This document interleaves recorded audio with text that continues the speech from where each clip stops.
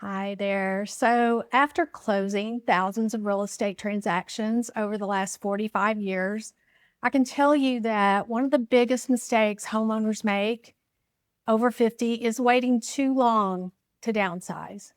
They're talking about it, they're thinking about it. You may be also. And sometimes, if you wait too long, things can get complicated and it can be even harder.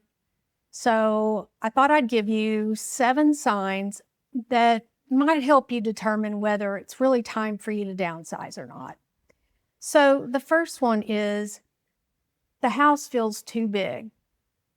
You've got maybe 3 to 4,000 square feet in a lot of cases. You've lived in the home 2, 3 decades and you're used to everything. You like the space, but you really only use one bedroom, one bathroom, and the kitchen.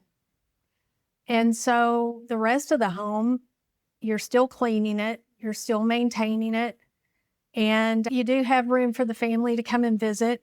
I don't know about you, but we have 9 kids between us, my husband and I, and 7 grandchildren who we would love to see them all come over and stay in our extra space. But that only happens a few times a year. And even when that happens, we don't really have the space for all of them at the same time anyway. So when you're thinking about downsizing, think about the maintenance and the rising cost of maintenance. And no matter where you live in the country, still you have different weather elements that are creating problems outside, not to mention just the cleaning inside. And even if you hire someone to do this work, that adds up as well. So that would lead us to number 2 about maintenance. And not just the cost. Of course, we know it's costly. Things break down over time. You may be aware that you're going to have to replace your AC. You're going to need to replace a dishwasher, time for new stove.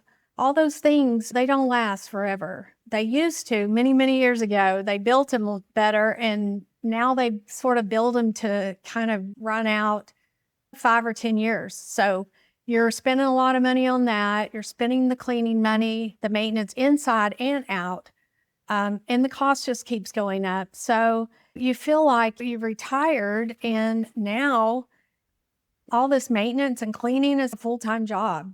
So that would be number 2. Number 3, let's talk about property tax. Now, I realize over 65 in most areas, I know here in Texas, we have the ability to have a lower tax rate for school taxes. That doesn't always happen, though, with the county, city, and any other taxes that you might get a discount with. So it's really important to consider the cost of taxes, insurance, depending on where you live. If you live in an area, for instance, we live at the coast, Texas Gulf Coast, and I know that insurance goes up every year, even if it's just a few dollars here and there. Nothing goes down, I can tell you that. And windstorm and the flood insurance, which flood insurance, hazard insurance for weather, tornadoes, hurricanes, is very expensive. And unless you own your home totally free and clear, you're required to have those coverages. Taking that into consideration where you live, even if it's just a straight homeowner's insurance policy, that alone is going to go up. I've rarely seen it go down over the years. Too much equity tied up in your home is another issue. Now, I realize there are ways to combat that. You can always go borrow your equity. Of course, depending on the interest rates, is that always a smart decision? Sometimes you have to borrow your equity, and when the rates are a little bit higher, well, you've just added more debt to your monthly outgoes. So I would say that's something that you really want to consider because you want to make a lifestyle change.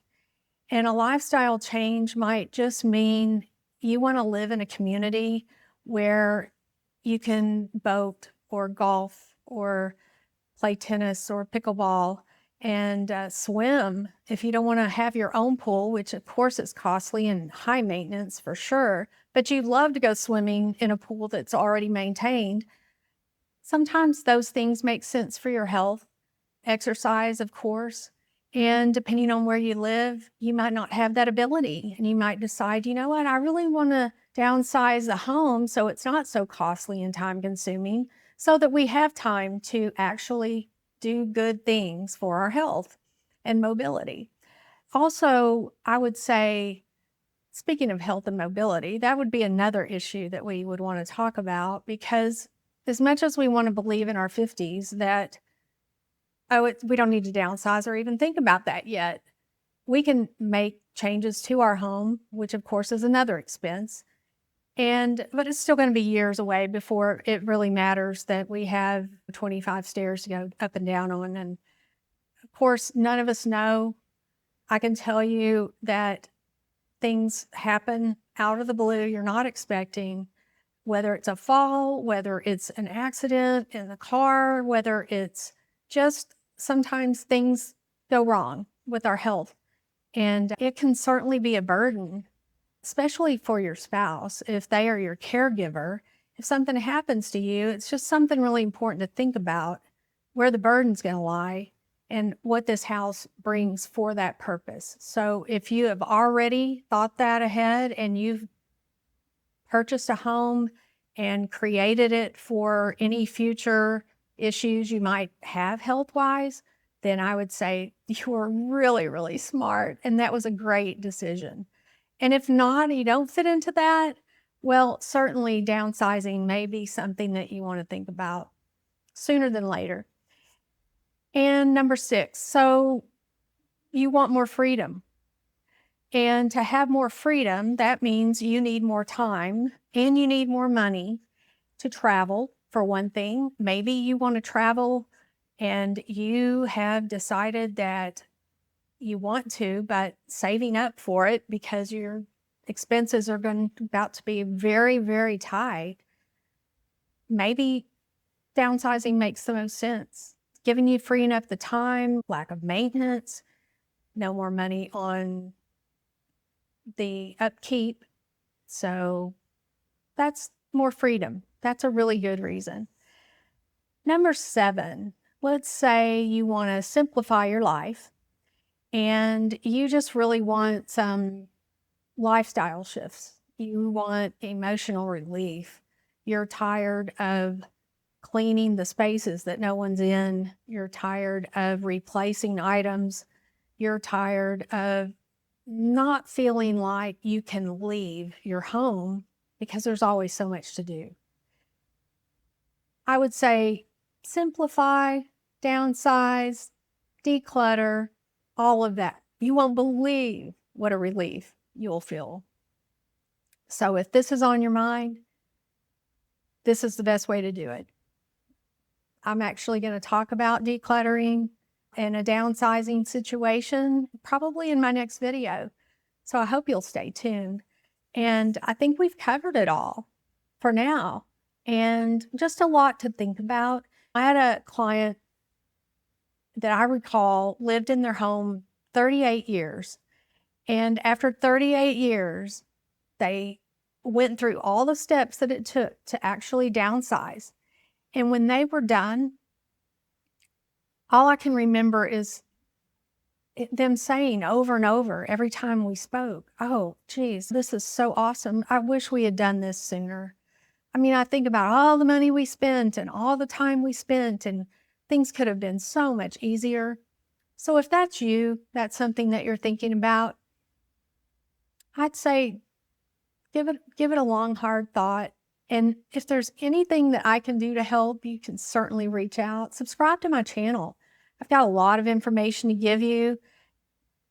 I have been in this industry now for 4.5 decades, and I can tell you from pretty much all of my life experience in real estate, working with people that have gone through a lot of issues in real estate, I've got a lot to talk about and share with you. So if any of this resonates with you and you're interested to learn more how this time in your life, you can prepare for the next chapter easily, stress-free, and feel really good about it when it's all said and done.